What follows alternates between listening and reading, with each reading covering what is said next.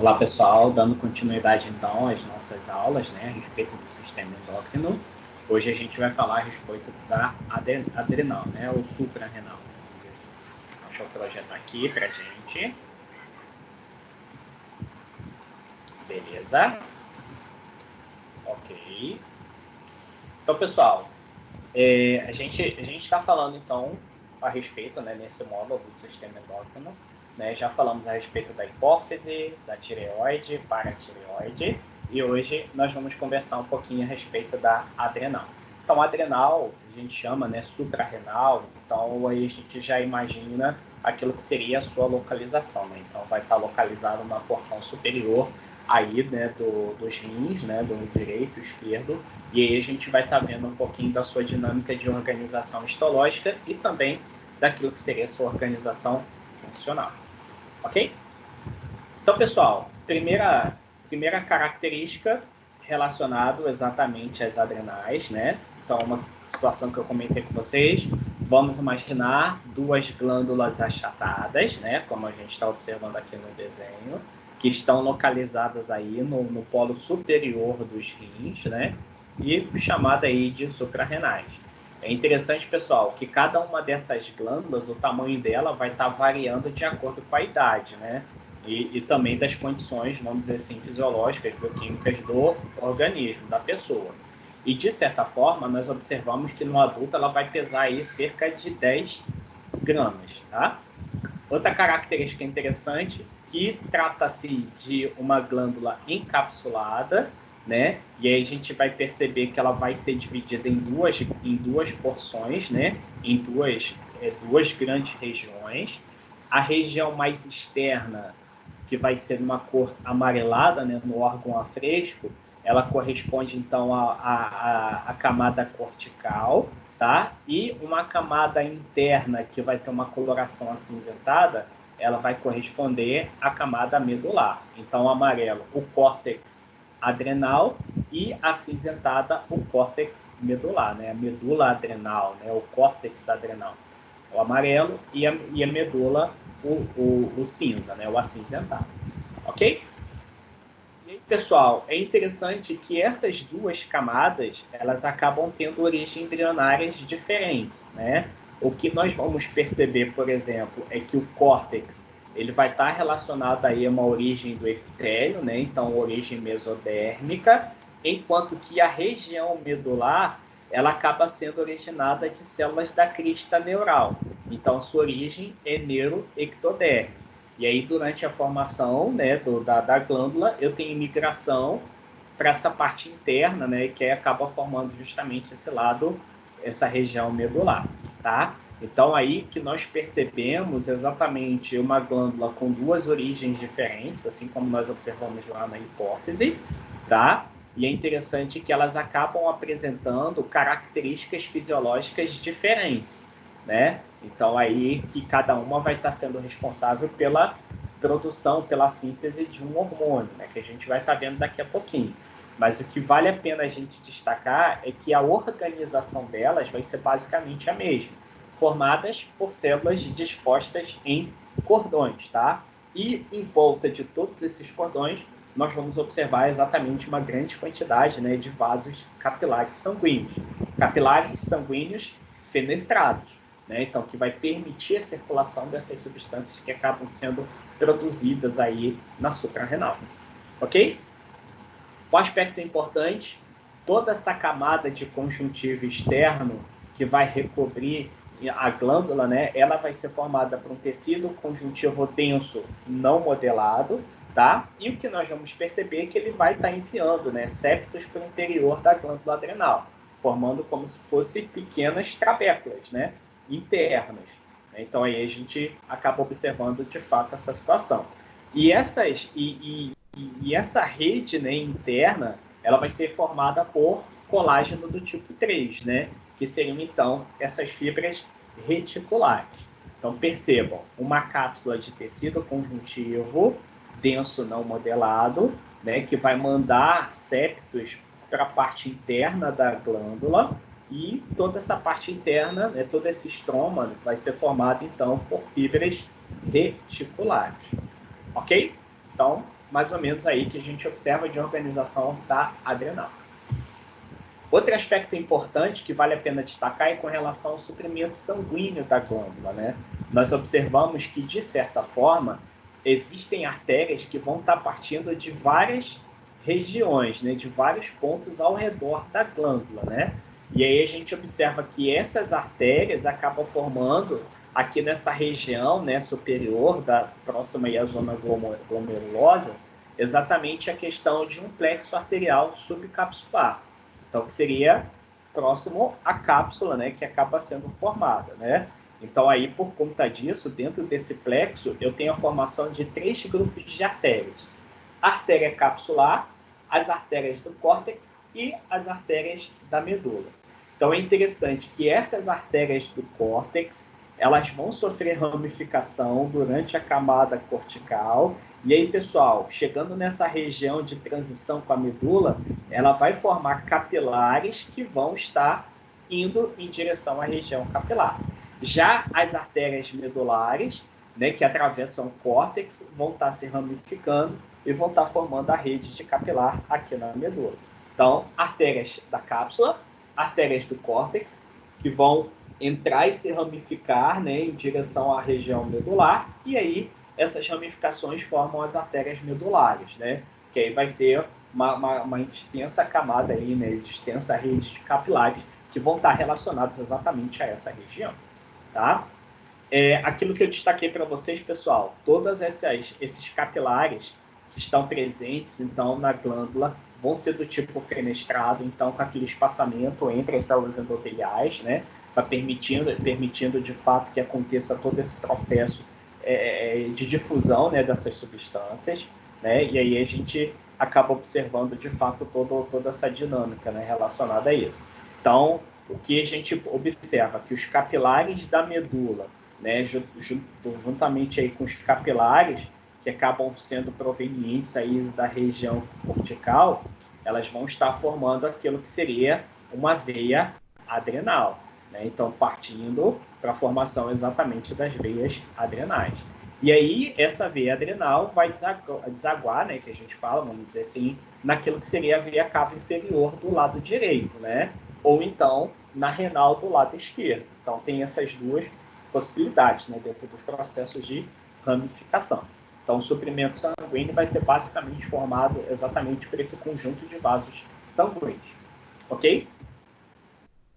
Pessoal, falando especificamente da região cortical, né, desse córtex adrenal, a gente vai observar exatamente que vai ser uma região que vai ter como característica principal a secreção de hormônios esteroides, né? Então, por conta disso, se eu tenho questão dos esteroides, eu tenho o retículo endoplasmático liso como sendo, né, o principal organela, né, majoritária, então justamente por estar envolvido nessa dinâmica, né, de formação desses esteroides, tá? Importante que as células do córtex, elas não são capazes de armazenar os seus produtos de secreção, tá? Então, o que a gente observa aqui, geralmente, esses hormônios esteroides, eles acabam sendo sintetizados logo após aconteça um estímulo, né? Então, eu tenho estímulo, em seguida eu tenho a produção e, consequentemente, aquilo que seria a liberação. E aí, pessoal, por ser um esteroide, por ter característica de lipídio, né, ser uma proteína, ser um hormônio lipossolúvel, então a sua dinâmica de excreção, ele vai estar acontecendo por difusão via membrana plasmática. Então não vai ter a necessidade, por exemplo, de uma excreção por exocitose, né, como a gente viu na aula passada, né, quando a gente estava falando exatamente da tireoide, da dinâmica na tireoide. Tá? Então, aí eu tenho, de fato, esse tipo de situação. O que nós observamos também, pessoal, na região cortical, né, do córtex adrenal, melhor dizendo, seria exatamente que ele vai ser formado por camadas. 3 zonas, né? Uma zona glomerulosa, uma zona fasciculada e uma zona reticulada. E a dinâmica dessas zonas vai ser justamente pela disposição das células. A forma como essas células elas vão estar se organizando, tá? A gente vai perceber, de fato, aqui na zona glomerulosa, que seria exatamente no formato de arco, na zona fasciculada, exatamente cordões paralelos, né? Então, que a gente vai estar observando. E nessa zona reticulada, nós vamos verificar a mesma dinâmica, né, de formação de arcos que nós observamos lá na primeira região. Então, eu tenho, de fato, essa dinâmica de organização de acordo com a disposição e aparência dessas células. A gente fala de tamanho, né? Colunar, né? Prismática, poligonal. A gente vai estar observando algumas situações relacionadas a isso. Ok? Então, ó, só para a gente ter uma ideia, aqui um corte histológico, definindo então a zona glomerulosa, uma fasciculada e uma reticulada, né? Então, representando toda essa área do córtex, né? Do córtex adrenal, e logo abaixo, aqui seria a medula adrenal.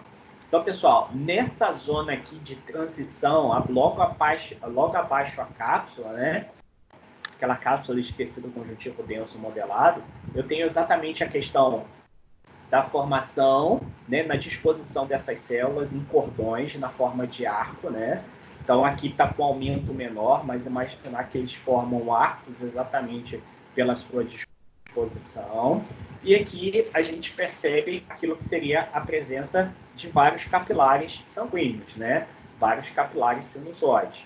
Que nós verificamos que essas células que vão estar formando esses arcos, né, na camada glomerulosa são células de formato cilíndrico, né, colunares, núcleo esférico, e a gente vai perceber um citoplasma relativamente acidofílico, devido à questão das gotículas de lipídio que vão estar presentes ali nessa região.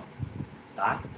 Já na zona fasciculada, nós observamos exatamente a organização em cordões paralelos, tá? Então, que a gente vai observar exatamente que eles vão ser ladeados, né? Paralelo a esses cordões, a gente vai estar observando a passagem, então, de capilares sinusoides, né? Então, capilares, aqueles parecidos com o que apresenta na região glomerulada, né? Na zona glomerulada.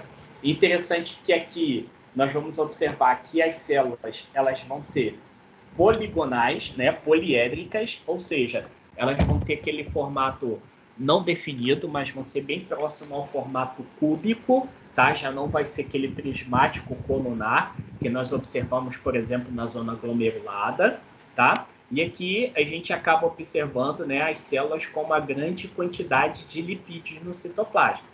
Tanto, pessoal, que devido até mesmo à dinâmica de coloração, né, a preparação, né, por conta dos corantes, a gente acaba observando que essas gotículas de lipídios, elas simplesmente somem e ficam pequenos espaços em branco, né, que a gente acaba chamando, né, de espongiócitos, que seriam exatamente lembrando como se fossem aqueles furinhos da esponja, né, onde de fato estariam armazenados esses lipídios, ok? E a terceira zona, que seria a zona reticulada. Então, eu também tenho a formação de cordões, como em toda a região cortical, né, do córtex adrenal. Então, nessa dinâmica, o que vai acontecer é que esses cordões eles vão estar organizados de forma irregular. Então, meio que eles vão se intercruzar, né, formando como se fosse exatamente um aspecto, né, meio de rede, tá? Nessa situação, aqui eu tenho células que são as menores das três zonas, né? As menores zonas,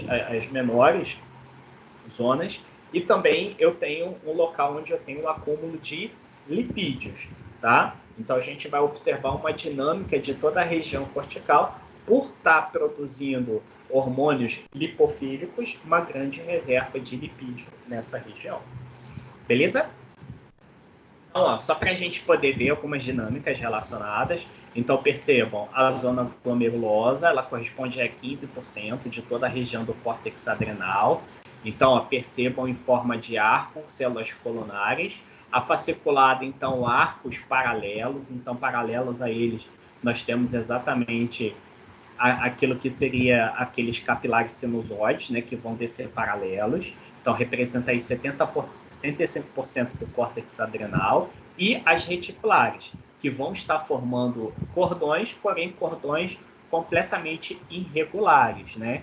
E que aí vão estar relacionados aí a 10%, né, de todo esse córtex adrenal. Então, aqui no aumento maior, dá para a gente perceber na diferença de tonalidade, né, devido à concentração. Aqui na fasciculada, ela vai ter exatamente esse aspecto um pouco mais claro, justamente por conta da grande quantidade de lipídios que acaba sendo retirada durante a dinâmica de coloração. Então, fica aqueles espaços em branco, né, que lembra como se fosse um aspecto de esponja, né? E aí eu tenho as duas zonas intermediárias a ela, né, periféricas a ela, que acaba tendo uma tonalidade maior, até por conta do seu tipo de organização das células. Beleza? Mais uma fotinha para a gente perceber, né? Então, a zona glomerulosa, né, que seria essa de transição com a cápsula, né? A primeira com células organizadas em forma de arcos, né? Aí aqui a fasciculada, que vão ser arcos paralelos, cordões paralelos, desculpa, né? Que dá para a gente perceber. E as reticulosas, as menores células organizadas em cordões irregulares, né? Então, ó, toda a dinâmica de formação das três camadas que nós observamos, né? Reticulada, a fasciculada e a capsulada. Aí aqui, pessoal, nessa foto aqui dá para a gente perceber de fato aquela dinâmica, né, de células prismáticas colunares, né? Aqui células poliédricas e aqui células também, né, nessa dinâmica de células poliédricas, porém menores. Então tem toda essa definição dessas camadas do córtex adrenal. Beleza? Pessoal, já com relação à questão dos hormônios que acabam sendo sintetizados, nós observamos que cada uma das zonas, né, ela vai ser responsável pela dinâmica de liberação de um tipo de hormônio, né, que vai ter a sua dinâmica, né, funcional, mas vale a pena a gente observar de fato que são hormônios esteroides, então que vão ser sintetizados a partir de uma molécula de colesterol. Né? Então, eu tenho esse colesterol que vai ser produzido pelo nosso organismo, né? Então, o colesterol endógeno a partir do acetil-CoA, né? Lá no retículo endoplasmático de vários órgãos, mas principalmente quando a gente fala a respeito do fígado, beleza? Então, ó, agora falando especificamente das zonas e os hormônios que eles vão estar produzindo. Então, por exemplo, a zona glomerulosa, o que nós observamos exatamente vai ser mineralocorticoide, né? Principalmente a aldosterona. Então, vai ser um hormônio que vai ser interessante e importante na questão do equilíbrio de sódio e potássio no organismo, né? Então, aí, consequentemente, ele equilibrando essas quantidades de sódio e potássio, ele também acaba regulando, né, a questão da pressão arterial. Então, a sua ação vai estar diretamente relacionada aos túbulos renais, né, os túbulos contorcidos distais, né, na mucosa gástrica, nas glândulas salivares e nas sudoríparas, para que possam estar diminuindo, né, vamos estimulando a absorção de sódio, né, então evitando aquilo que seria o seu processo de excreção. Então, eu tenho a aldosterona como um mineralocorticoide importante aí nessa região, né, que acaba sendo sintetizada e que vai ter essa função específica. Beleza? Já com relação à questão da zona da zona fasciculada, eu tenho então aquilo que seria a produção de glicocorticoides, né? O mais importante dele vai ser exatamente o cortisol, né? Então, o cortisol, desculpa. Então, aí sintetizado por essas células, né, que vão estar presentes nessa zona fasciculada, né? E a gente observa também que existe a possibilidade, em menor quantidade, desse cortisol também ser sintetizado naquela zona reticulada, que seria aquela zona mais de baixo, tá? Importante, pessoal, cortisol é um hormônio que vai ajudar na regulação do metabolismo de carboidratos, principalmente na questão do glicogênio, né? A questão de proteínas no catabolismo proteico e também no processo de metabolismo de lipídios, né? Então aí vamos imaginar que ele acaba exercendo, né, tendo uma função no corpo todo, tá? Outra característica importante com relação ao cortisol seria exatamente o seu envolvimento no sistema inflamatório. Mas aí o seu envolvimento vai ser justamente um processo de supressão do processo de inflamação. Então, ele vai ter uma propriedade anti-inflamatória, então de inibição das atividades dos leucócitos, né? Então, aí eu tenho, de fato, uma ação imunossupressora, então diminuindo aquilo que seria a ação das citocinas, né? Então, aí que a gente observa como uma ação anti-inflamatória. E uma outra possibilidade da atuação do cortisol seria exatamente como um mineralocorticoide, numa situação muito mais fraca, né, vamos dizer assim, que a aldosterona, né, que nós observamos, por exemplo, na zona glomerulosa. Né, mas existe essa possibilidade com relação à sua função. Beleza? E a zona do córtex adrenal, né, que seria a zona reticulada, né, ela vai ser responsável pela produção, né, dos andrógenos, né, e aquilo que nós vimos, né, em menor quantidade dos mineralocorticoides, né, como no caso do cortisol. Então, vamos imaginar que eles vão estar relacionados, por exemplo, à determinação de características masculinas, né? Então, lá, os esteroides sexuais, né, os gonadocorticoides, né, principalmente na questão do androgênio, então aí que vão ser secretados pela zona reticular, né, e que vai estar dando aí aquilo que seria as características masculinas. Então, as três situações, né, mineralocorticoide como aldosterona, né, que a gente observa, os glicocorticoides, como no caso do cortisol, e os hormônios sexuais que acabam sendo sintetizados aí por essa terceira zona, né, do córtex adrenal. Beleza? Pessoal, todo o controle de síntese dos hormônios, né, do córtex adrenal, ele vai estar relacionado exatamente à hipófise. Então, percebam, né? Então, aqui eu tenho inicialmente aquilo que seria a liberação do CRH, que seria o hormônio liberador de corticotropina, né, que vai estar lá, que vai estar justamente lá relacionado ao hipotálamo. Então, transportado por par distal na hipófise, né, mais especificamente na adenohipófise, onde ela vai ser responsável por estar estimulando a síntese do ACTH, que seria o hormônio adrenocorticotrófico, né? Então, aí que vai estar estimulando a síntese e secreção dos hormônios do córtex adrenal. Então, uma vez sintetizado, aí a gente, botei cortisol aqui como exemplo, né? Então, para poder estar relacionando aí toda a síntese dessas substâncias. E aí, pessoal, só para relembrar, ó, a questão do cortisol, sistema imunitário, a glicogenólise, né, a questão do catabolismo e a lipólise, todo o processo metabólico que, no caso, o cortisol ele vai estar envolvido, né? E aí, pessoal, eu tenho todo aquele processo de retroalimentação negativa. Então, uma quantidade, por exemplo, de glicocorticoides em grande quantidade, ele vai estar inibindo a ação do ACTH, né, do adrenocorticotrófico, e também, né, consequentemente, do CRH. Então, aí, para poder estar diminuindo aquilo que seria o estímulo para a secreção e produção desses hormônios do córtex adrenal. Ok?